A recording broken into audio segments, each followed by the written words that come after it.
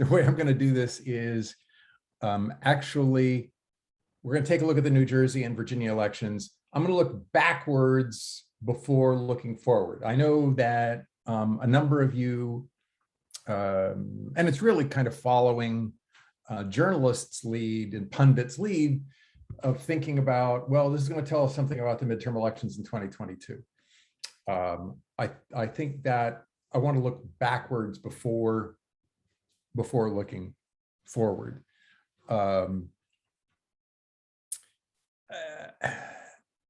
And the looking backwards is going to focus on Trump. And it just occurred to me that for at least a little while, the real seminal event in most of my former students' political lives would be the election of the first African-American president. But now it may be Trump. And his narcissism is just going to, he means he's going to continue to want to drive.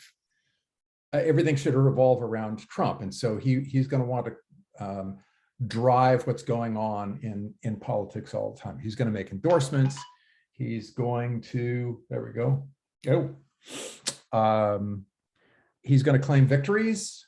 He's never going to acknowledge defeats, but he's going to put himself at the center of everything that's going on in politics. And that certainly had an impact on what happened in these two states' gubernatorial elections. So I'm going to start out taking a look at the results and looking at the extent to which Trump affected what was going on. So I'm going to take Virginia first. And all the analyses I want to provide use either the county or, in the case of, there we go, or in the case of Virginia, you have incorporated municipalities along with the counties. But it is the smallest unit of analysis for which you can get data right now. So when I'm talking about this stuff, you're not talking about the behavior of individuals. You're talking about areas of support and how they changed over time. And the first thing about Virginia is the turnout has been increasing over the last couple of gubernatorial elections. So that this is the number of voters, and it does take into account sort of increased population in the state, but nonetheless, in Virginia, the turnout in 2013 was 2,083,143. It went up to 2,584,550 in 2017. And this year, 3,240,832. So even with increased population in the state, you're still talking about higher levels of turnout. And one of the reasons you want to look at the impact of Trump in Virginia is that McAuliffe tried to make the election all about Trump. His strategy was to mobilize folks' fear of Trump. So he's going to identify his Republican opponent, Youngkin, with Trump. Okay, and adding to this, Trump endorsed Youngkin. Okay, so take a quick look at that. The turnout increased, and if you look at each one of those municipalities, the vote for the Republican candidate between 2017 and 2021 in the governor's race increased in every single municipality.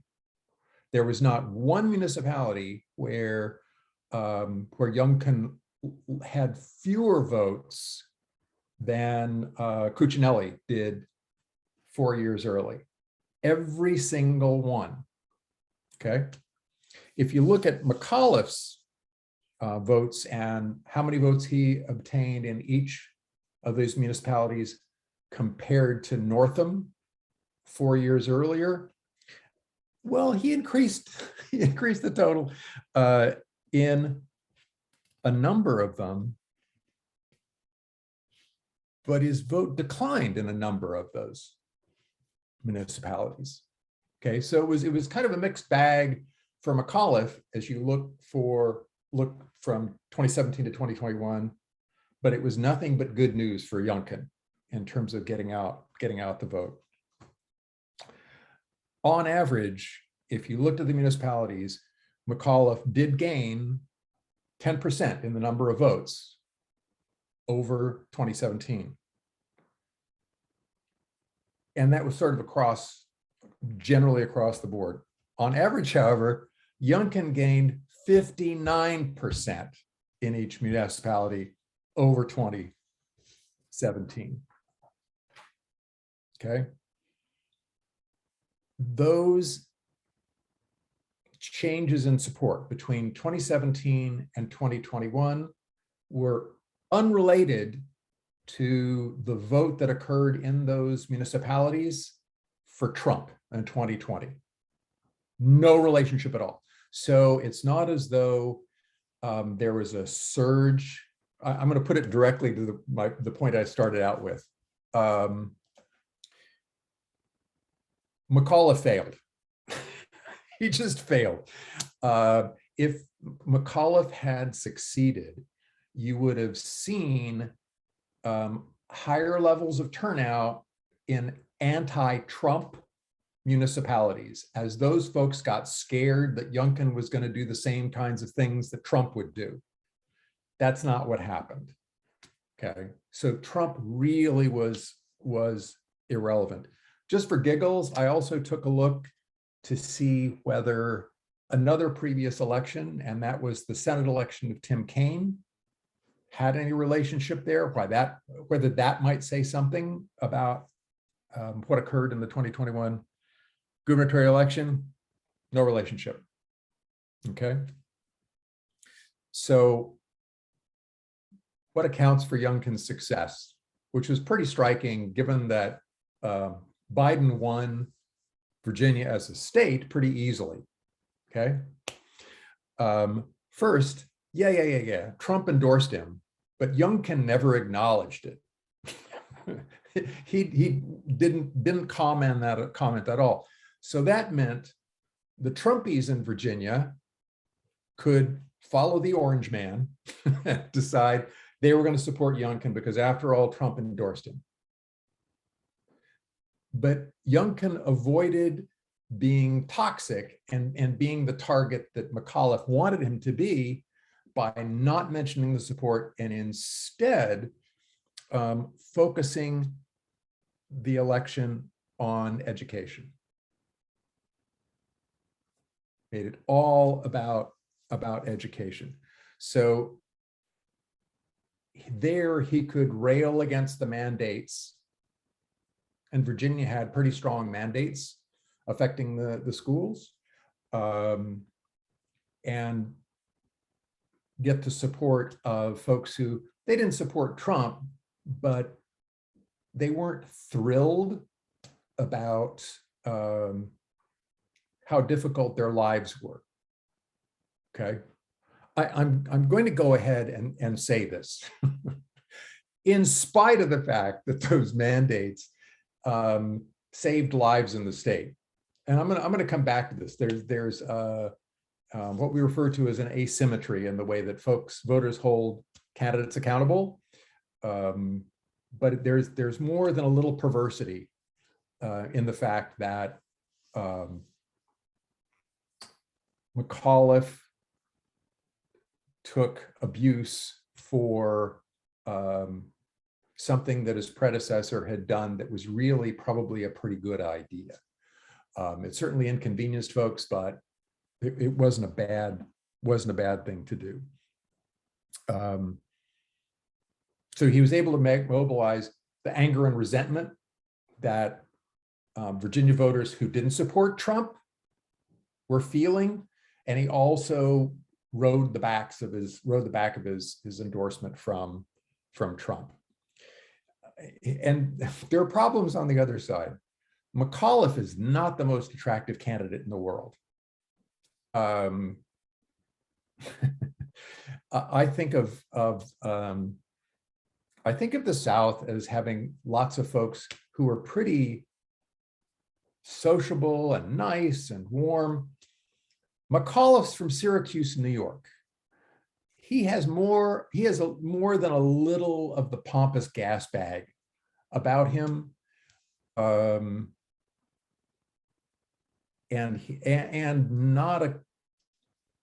not a clear understanding of how one ought to behave in politics. So you have Youngkin complaining about not just the mandates and controlling things for the schools, but also the Republicans' favorite target in the culture wars, critical race theory, clearly about which he knows nothing. Okay, but he was still going to hammer this thing about the Democrats forcing critical race theory on your children, your helpless, defensive children. There are ways to respond to that. Here's how brilliant Terry McAuliffe responded. Quote, "I don't think parents should be telling schools what they should teach," end quote.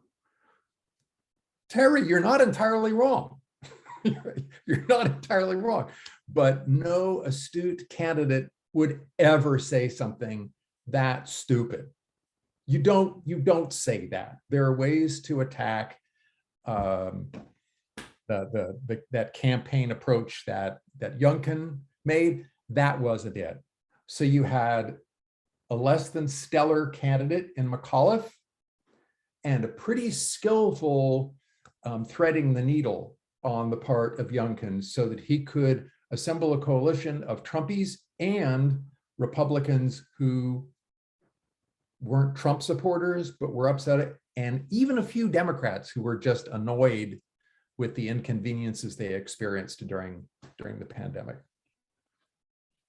Okay, New Jersey. New Jersey is a different kettle of fish. For one thing, the Republican Citarelli did not receive Trump's endorsement.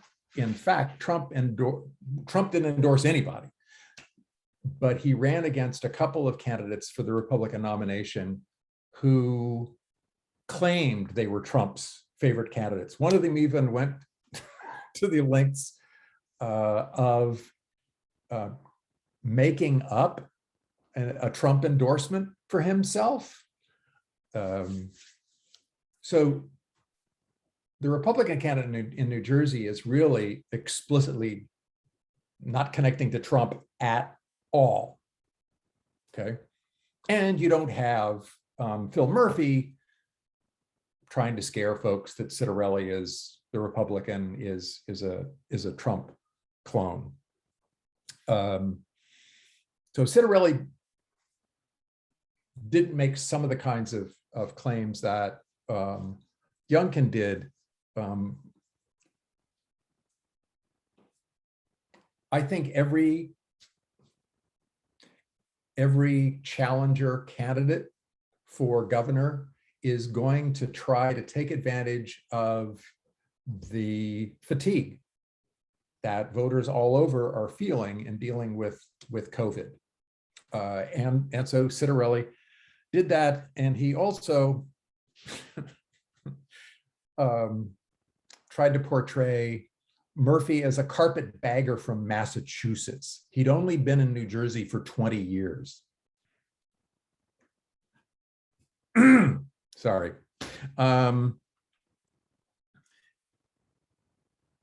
So here's what happened in New Jersey.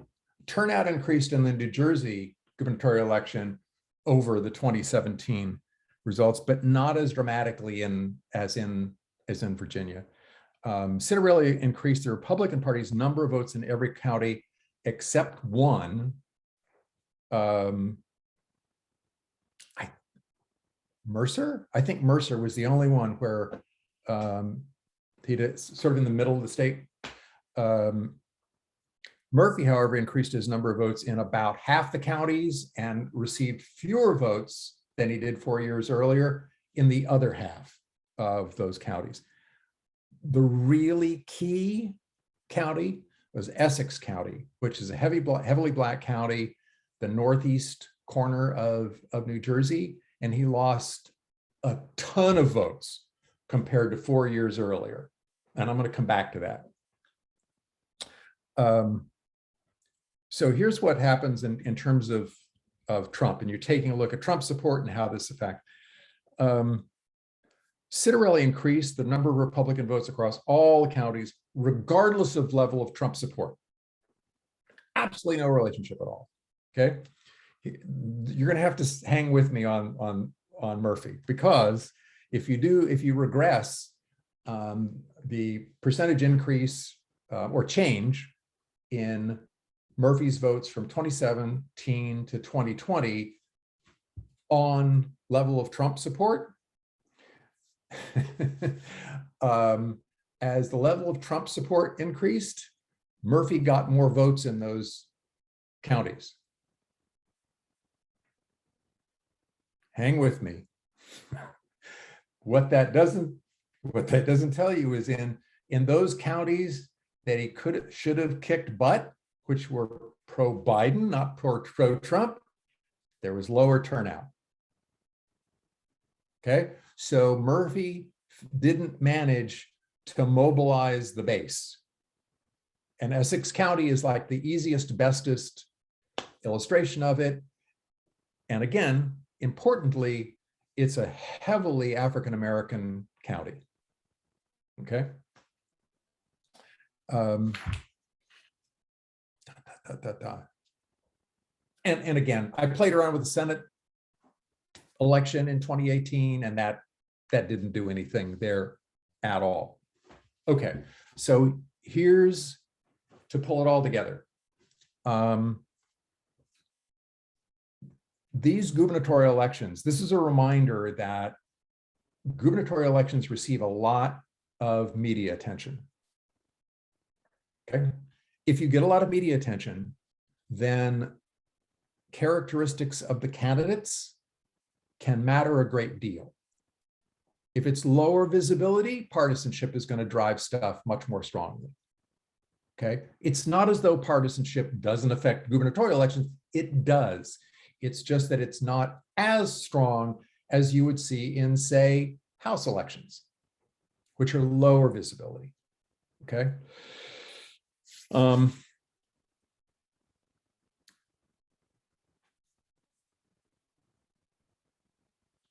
Those Trump didn't matter. Those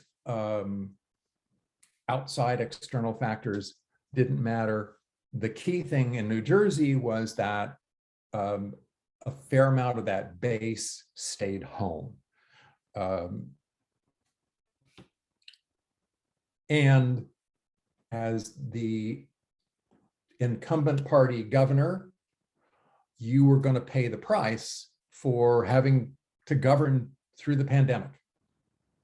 That there was just going to be fallout from that. However, and I cannot fail to mention this, we still have echoes of Trump, as Citarelli like refuses to concede defeat, even though the margin is larger than the margin that's in Virginia, where McAuliffe, for whom I have no great love, at least conceded defeat. This isn't just sort of amusing or annoying. This is an attack on the integrity of our elections and our electoral system, and it has to stop. And Republicans have to start holding those candidates accountable for that. They've got to start doing it. You don't have, this is not a on the one hand and on the other.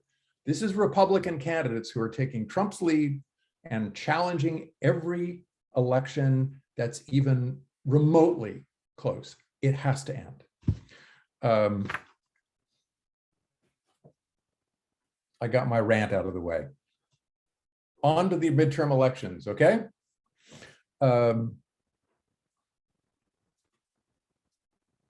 First of all, how is one thing not like the other? What's the difference between gubernatorial and midterm elections? And we're going to look at differences between midterm elections for the House and midterm elections for the Senate. First of all, how are they like each other? Well, the president isn't on the ballot. Okay. Uniquely to 2021 and 2022, Trump is not on the ballot either, as much as he believes he is.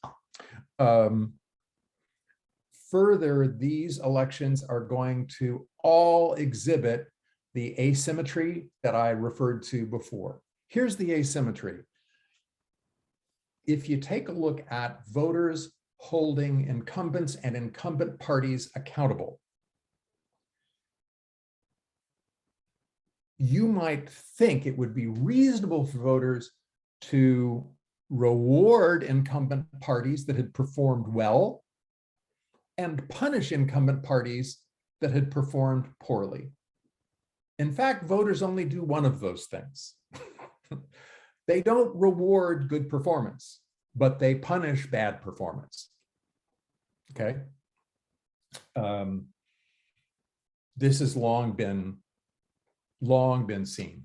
The place that normally gets noticed is in House elections and evaluations of the president and how that has an impact. So if the approval rating goes down, that hurts the president's party. If it goes up, not much difference. Okay.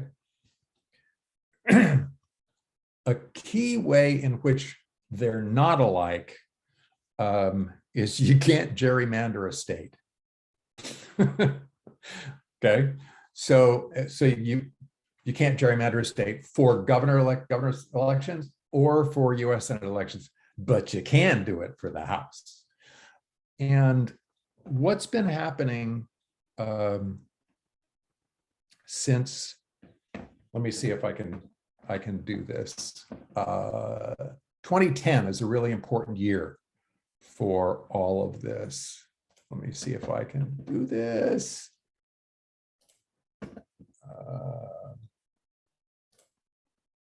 There we go. And now I got to go back.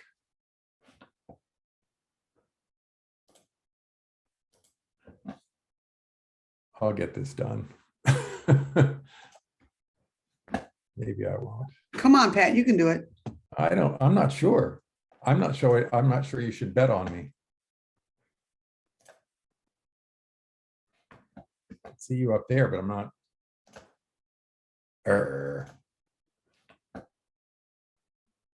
Well, darn it.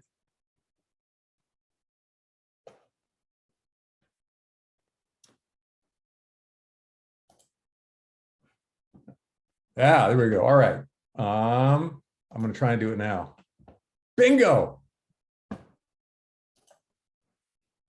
Ta-da. Yeah, I know. I know.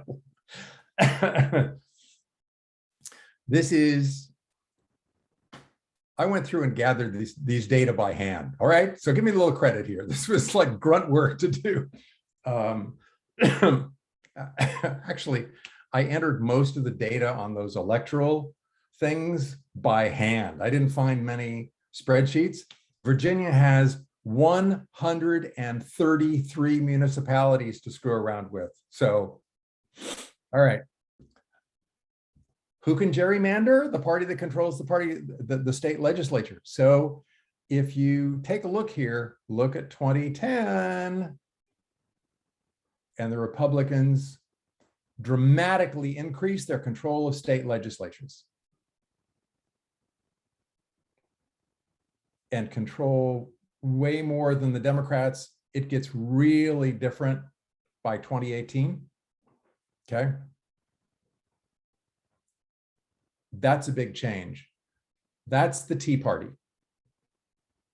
That's the impact of the Tea Party and where the Republican Party went and where they went in terms of mobilizing discontent among folks who ordinarily weren't going to vote. They were less well educated.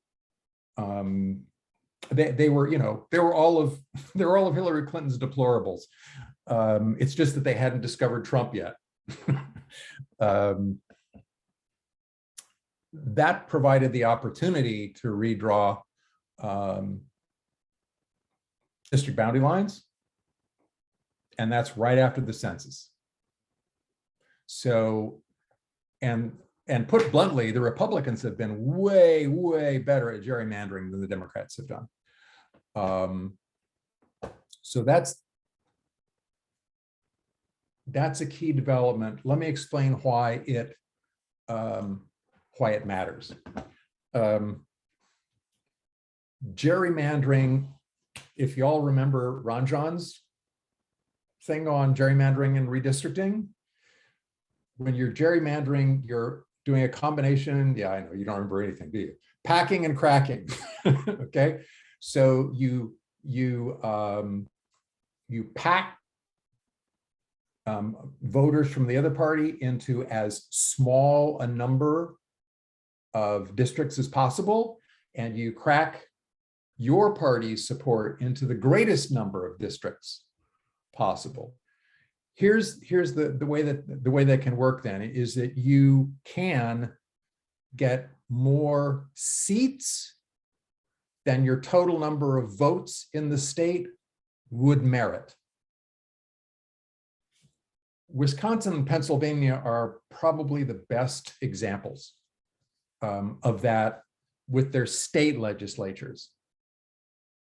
It's extraordinarily disproportionate to the vote share received there. And so you're really not just talking about what level of popular support the Democrats and Republicans are going to get in 2022. You also then have to adjust it for whatever impact gerrymandering might have on altering that votes to seats ratio. Okay.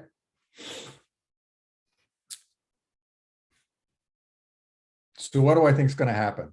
It's not right now, it's 50-50 in the Senate, right? It always matters how many seats a party has to defend.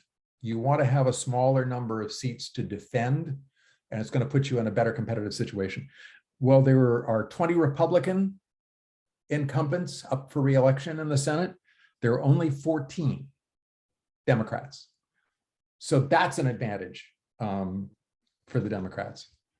On top of that, straight up, there are just fewer competitive states. There aren't as many states that are competitive as there used to be. That's going to reduce the number of seats that are up for grabs. It looks like there are about a half dozen total. 3 of them are held by Democrats, 3 are held by Republicans. Okay. So honestly, odds aren't bad that you end up with a 50-50 Senate again. Largely thanks to the fact that the Republicans have more seats to defend, okay? And Senate elections will have a level of visibility even greater than that you saw with the gubernatorial elections in New Jersey and Virginia. That means the candidate characteristics of those Senate candidates will matter. Remember, when I went through Virginia, it mattered that McAuliffe is like a horrible candidate and Youngkin was pretty skillful. That'll matter in those Senate elections. So the thing I think folks should notice involves who gets nominated. Are they a strong candidate? And this this doesn't have much to do with ideology or issue positions. Do they strike you as a skilled campaigner? Do they strike you as having attractive personal traits so they can be appealing in a personal way to voters in their state? Okay, so in those competitive states, if the challenging candidate, if the party that's the challenging party can nominate an attractive candidate, they've got a better shot. Okay. If they nominate an inept candidate, then they're not going to pull it off. Okay.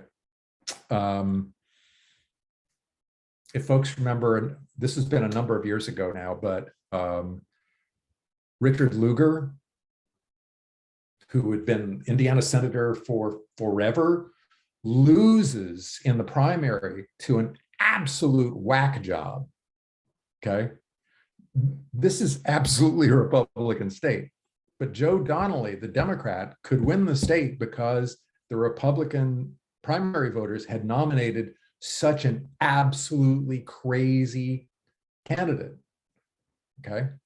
So pay attention to the candidates that get nominated and personal characteristics. On to the House. 221 Democrats, 213 Republicans. There's one vacancy, I think in Texas, of all places. Unlike Senate elections, House elections respond to national conditions. So the standard referendum model uses just two factors to explain seat loss by the president's party. President's approval rating, how good a job voters think they're doing, and economics of macroeconomic performance. So things like GDP. Okay. It's too early to take a look at what those indicators look like. Certainly, I mean, Biden's approval rating has been dropping. That's not going to help. I don't know.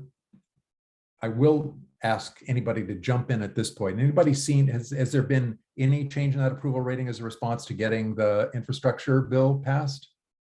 I would guess not, but okay. All right. I'm not going to put this up because I did so poorly on sharing the screen before, but there was one analysis that took a look at an even more naive model, just like, let's just take a look at what House elections have looked like. If you have a certain number of, if you're holding a certain number of seats in the House, how many do you lose in that midterm election? And the more seats you have, the more you're probably going to lose. Okay. And if you went ahead and made that calculation, the Democrats would lose 24 seats, and that'd put the House under Republican control. Okay. Sorry to hit this again, but I'm going to remind you, there's that asymmetrical effect. So even if things get better, it's not as though the Democrats are going to get a lot of assistance from that. But the current era is just different from that larger historical span. I mean, that other analysis took like back to 1934. You didn't have the partisan polarization that you have now. And the partisan polarization is going to make this a little stickier. You're not going to see as much responsiveness to those national conditions. Additionally, I don't know if we've talked about this before, but there's a lot more impact of partisanship on individual citizens' evaluations of how the economy is doing. So Republicans' evaluations of the economy under Biden will look far worse than Democrats' evaluations of the economy under Biden. And it will have flipped. It had flipped under Trump. Republicans saw the economy as being much rosier under Trump than Democrats did. And you're going to see exactly the opposite right now. Okay. Well, if that's the case, and that's driving the results in those House elections, you don't get as big a swing, right? If everybody saw the economy during Trump as being horrible, then it would have massive impact on House elections. And it kind of did, right? It kind of did in 2018. It would have been even more massive if you didn't have that Republican perception the economy was actually doing just fine. Okay. If Republicans had seen the economy more like independence, the losses would have been even bigger for Trump and the Republicans in that midterm election. The other thing that makes it sticky, I did put up the thing about Republicans controlling all the state legislatures, but they've done about as much gerrymandering as they can possibly do. So the situation can't get that much worse. And that makes it stickier. I hope you kind of see where I'm going here is, in general, you probably expect a loss of 24 Democratic seats. I'm not sure it necessarily will be that bad because of these forces that make it a little stickier and a lot less responsive to changes within the public in terms of how they're evaluating the president. And okay, hopefully that makes sense. I want to come back to Youngkin, and this will get to what do the gubernatorial elections have to say here. I don't know how Youngkin's strategy works generally. I want you to think about Trump. He's not going to bother with candidates who don't display complete fealty to him. And he's not going to go rooting around in House elections to find lackeys there. Okay. If you're a Republican candidate and you want to do what Youngkin did, then you have to have Trump like you enough to give you an endorsement at the same time that you're holding him at arm's length. I don't see that. I don't see that happening. And it's on the supply side as well. One of the poverties of the Republican Party right now is the Republicans are not generating candidates who have a spine, who are willing to even do the kind of gentle arm's length to Trump that Youngkin was going to do. We've talked about this before.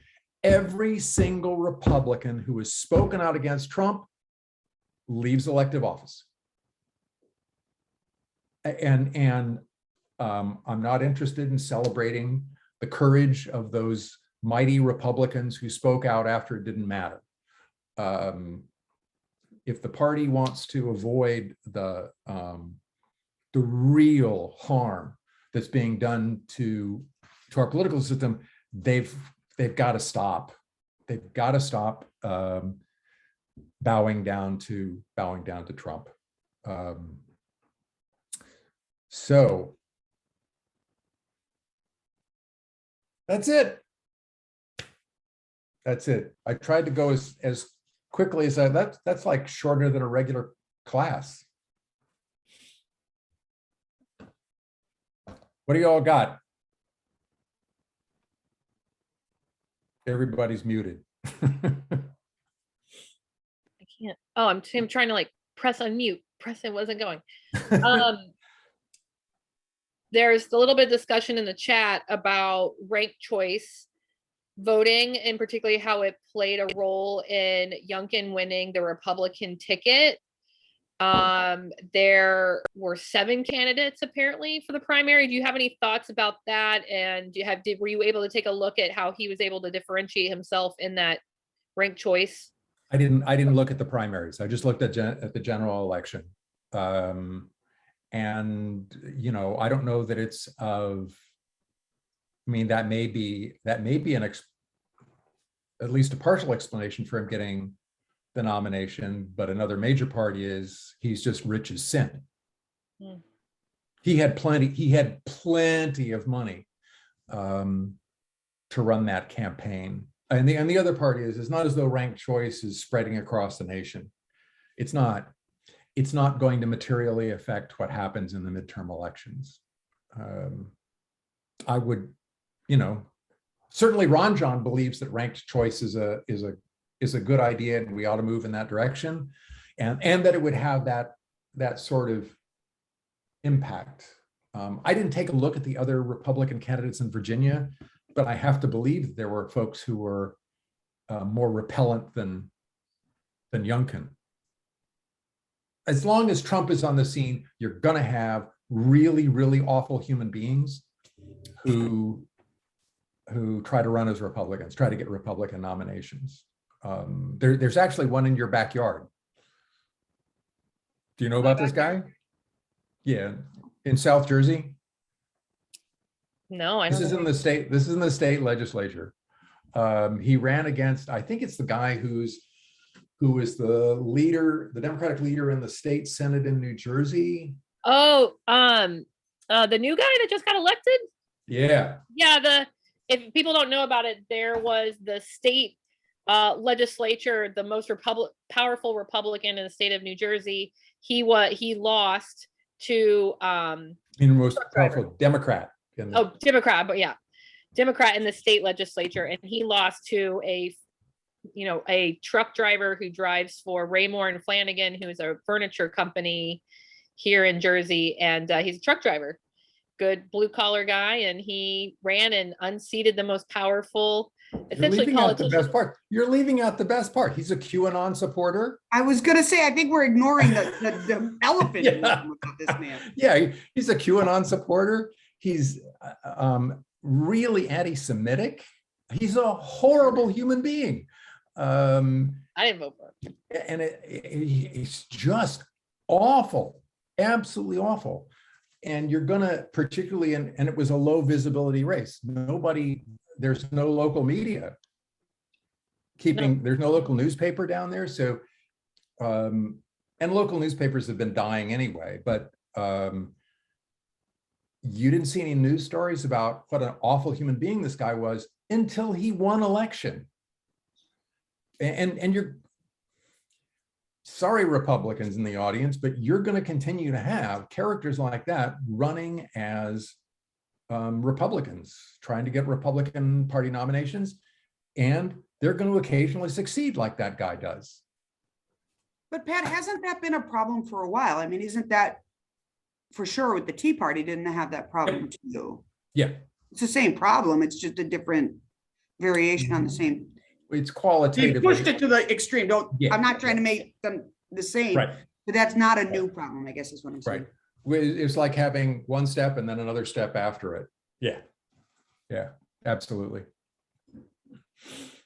There are a wide variety on each side. I'm not justifying the QAnons nor the Tea Partiers, but there is no equivalent on the Democrat side. There's nothing. There's extreme policies, but as far as wackadoo and conspiracy theories, I definitely am with you on that one. Well, just absolutely inhuman kinds of policy appeals. Yeah, there's a difference between we're gonna for a lighter note. See the puppy. Yeah, there you go. Well, Aileen is at the acting ensemble has their opening night in their new facility tonight. So once again, do you see them? Good girl. I will tell you that the buzz around here for our 3rd district here in New Jersey is that so my congressional seat, I'm currently in the heaviest Republican county in the state of New Jersey, and that was 68 30 something, 30-ish, I think, for Chitterelli, and then and easily won Trump.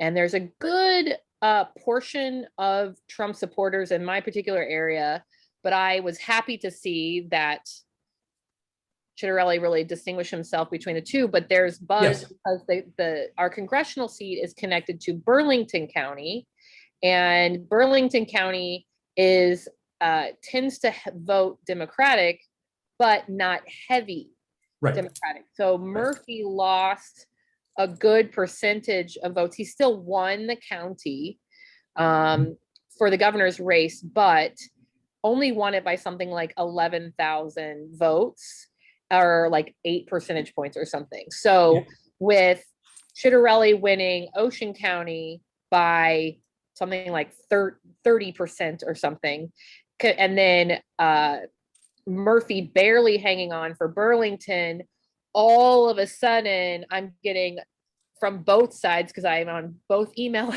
lists, because that's the nerd I am.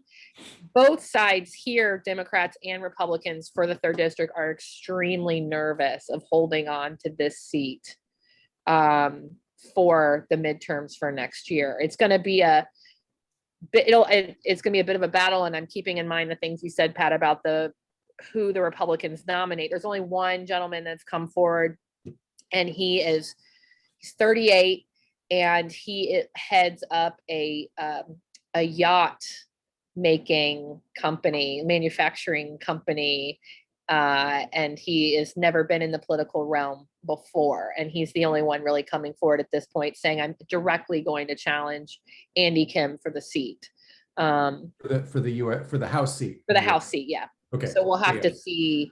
Now how that plays out. remember what I said is those candidate personality traits matter less in House races than they do in gubernatorial the and national Senate elections. Yeah. Right. And they're right It's now, not- I mean, I know that they're using it as a fundraising drive really on both sides, but both of the materials that were put out directly referenced Biden's lower approval ratings, combined with the demographics of the turnout, et cetera, of the most recent election, as why we need to work voter turnout, particularly on the Democrat side. They were very much about voter turnout. So I saw, this is kind of just saying everything you mentioned here, I'm seeing echoed in the local politics materials here for the insiders. So I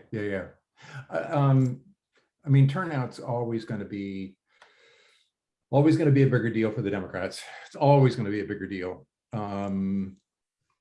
Democratic voters don't possess a number of the resources in general that Republican voters do, and it makes them less likely to turn out to vote.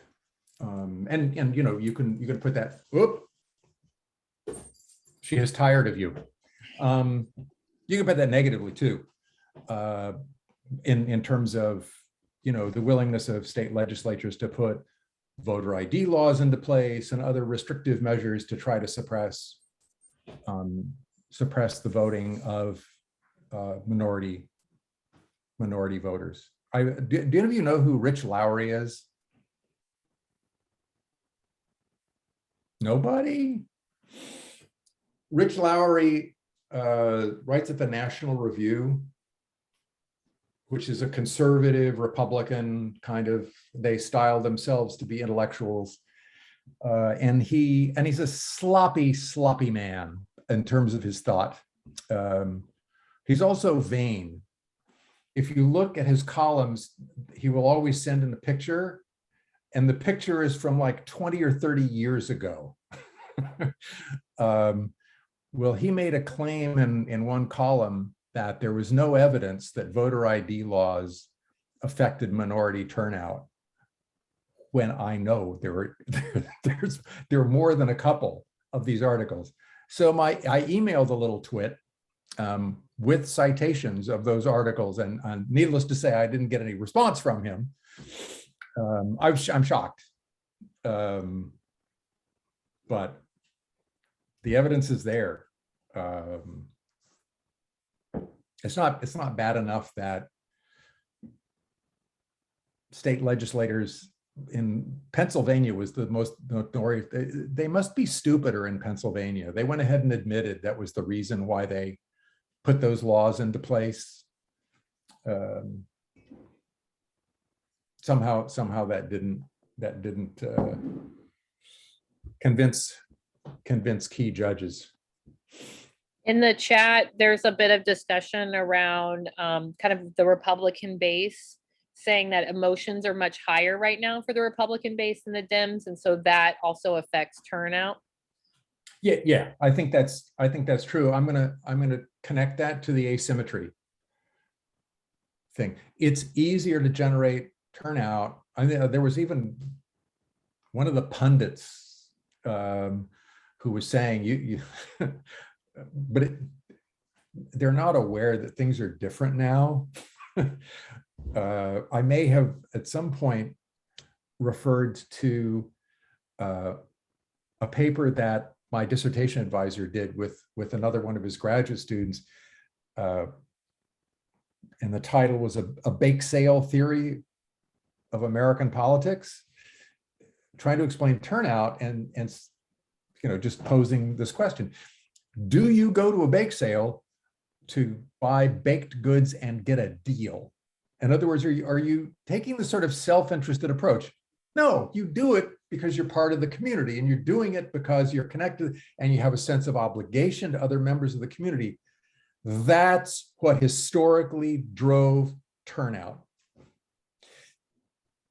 It's not working so well these days. Instead, you're getting these horribly alienated, anomic, fringe characters who are just mad as hell. And there, I'll give you both sides on that, Michelle, okay? It's happening on both sides. It's a major reason why Biden could defeat Trump. It wasn't simply that folks were relieved that Biden wasn't going to be radical. It was also those folks who so hated Donald Trump, were so angry about Donald Trump that come hell or high water, they were going to make it to the polls. Now there's another asymmetry here, right? There is no way that Joe Biden is as bad as Donald Trump. Nobody is as bad as Donald Trump. It doesn't matter in this partisan environment. Okay. I got to tell you that for folks of my generation who have a clue, who remember how conservative Joe Biden was and is, the notion that Joe Biden is a horrible, scary character is the most ludicrous thing we've heard in a long time. There is nothing scary about Joe Biden. He's certainly working with more progressive elements in the party, but there's a reason they're not happy with him. He's slowing all of that down. So Republicans, like, what's there was nobody slowing Trump down, nobody. But it doesn't matter in this environment. I think you're right, Michelle. There's that real strong anger on the Republican base, and then particularly the sort of the Trumpies and the Tea Party folks that are there. They're going to be particularly angry about Biden, and so the Democrats are going to kind of struggle to deal with turnout, and it will be more difficult because you don't have Trump on the ballot. Do you think the January 6th committee does anything to move the needle in that regard? No. No. For one thing, I I don't see anything coming out of that. Let's go back to the asymmetry, all right? Let's say I'm going to take it even stronger than that, okay? The January 6th committee writes a final report that says Donald Trump should have been convicted of impeachment, should have been thrown out, and they were responsible for getting the January 6th insurrection going. I'm gonna see your January 6th committee and raise you criminal convictions. Okay. And let's say we even manage to throw Trump's butt in jail. What does that do for the Democratic? Do you think African Americans go, boy, I'm really going to turn out now? It may, and that's the big deal. It's not convincing those white moderates that, yeah, really, Trump was as bad as we said he was, and he's really evil. And what will make the big difference in the key states will be African American turnout. Straight up. That's really the key thing. And it's just that's gonna be hard. It's just gonna be hard. In the if they exonerate, I don't see it going in any direction. I think that committee has value that's not electoral. It has hopefully value in terms of the political system, the system itself, rather than the midterm elections or the next presidential elections, unless they can, somehow lead to Trump being taken off the ballot. Make sure that the orange man can't run again. Please no. So when I was taking class from you, 15 years ago ish. So we had a discussion at one point. I remember we were talking about the Latino vote.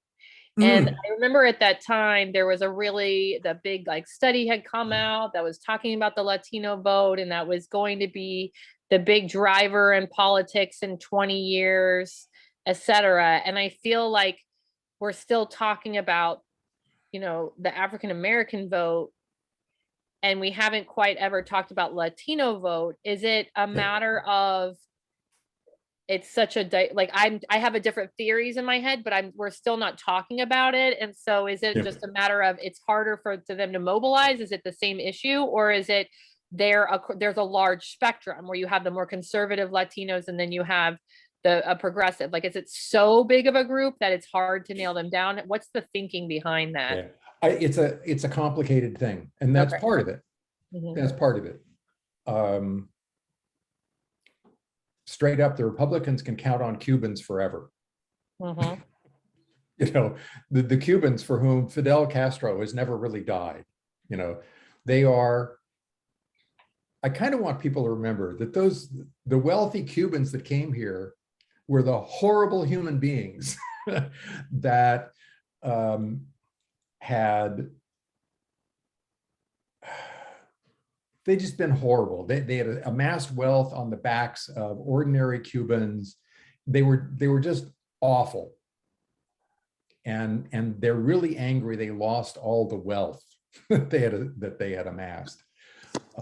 Well, that for lots of reasons, they're going to find the Republican Party a much more hospitable home. And I don't see the Democrats ever getting them. And that's part of the Latinx community, right?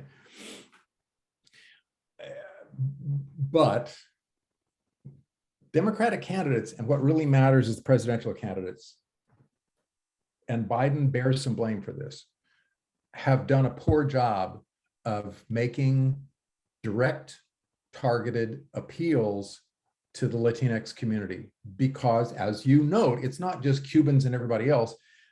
There are subgroups within that community, and there are differences that are non-trivial within that.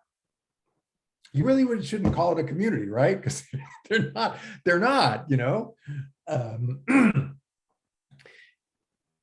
but Biden still could have done a better job. And leaders in the Latinx community absolutely just railed against Biden for failing to take the Latinx community seriously and make those kinds of appeals. And he did poorly. He didn't do well at all.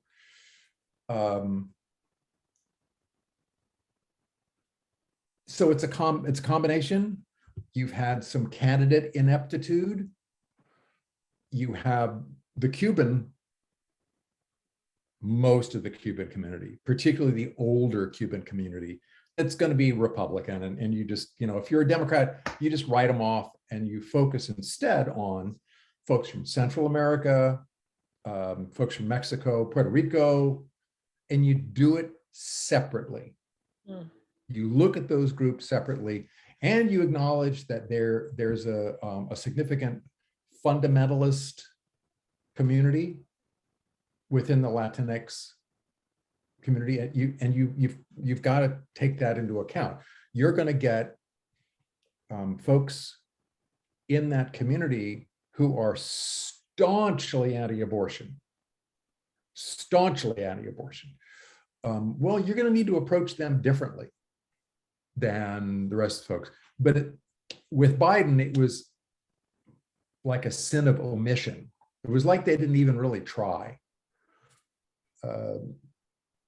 And that's it. And I'm glad you brought it up, Michelle, because that really is something that pundits and candidates and parties ignore. And I mean that in every sense. Right now, there are folks in the Latinx community who supported Biden mad as hell at Biden for the way that he's handled immigration. Mm-hmm. He has not been, there have been big brouhahas where folks that the immigrant community supported that Biden appointed, and now they're having screaming matches with them because those individuals who are going to support the immigrant community now have to kind of move in the direction that Biden wants them to. And it is not in a direction that that community thought they were going to move. In other words, it's not simply that Biden and the Democrats have failed to make campaign appeals. They've failed to deliver. They've failed to deliver for that community, and they haven't done nearly as much as what they promised to provide to that community. It's Democrats have done this with African Americans. Democrats are doing it now with the Latinx community, where you take the votes for granted and then you move on. And instead you worry about the whites in your party. There is, if any of you get the Washington Post, there is an absolutely stellar opinion column written by one of the 538 guys, Perry Bacon. Read it. I think it's in today's Washington Post. Oh, cool. If I find it, maybe I can put a link to it on the Facebook page. It's one of the best columns I've read in a while. Really, really insightful. And it's broadly about the minority community. Perry Bacon is African American, but he's really dealing with the entire minority community and the calculating way that whites in the Democratic Party have dealt with them. Wow. Apropos, Michelle, I'm so proud of myself.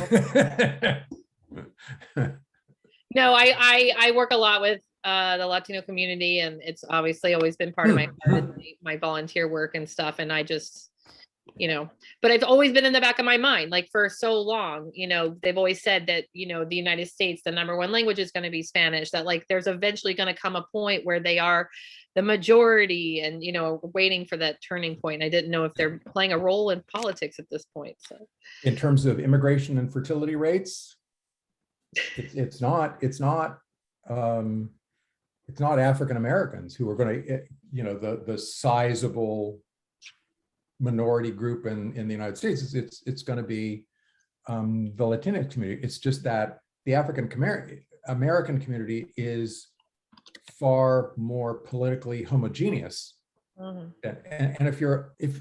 come on, figure it out. If you're a candidate, it's far more efficient and economical to appeal to homogeneous groups.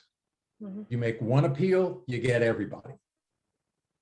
Well, it's going to take a lot more time. It's going to take a lot more sophistication to deal with a more variegated group, like, Puerto Ricans, Mexicans, Central Americans, whatever. And it doesn't take away from the injustice of the way that those communities have been treated. It just doesn't.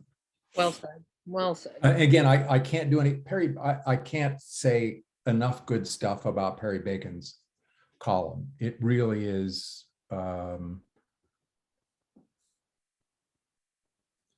He doesn't make exaggerated claims.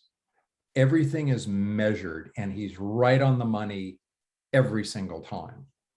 I can't say that about too many people. So, We'll say including myself. that's some high praise coming from Pat Pierce.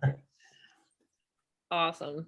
All right. Anybody else have any other thoughts or anything they want to chat about tonight? Come here, you can say hi to them one last time. Come here.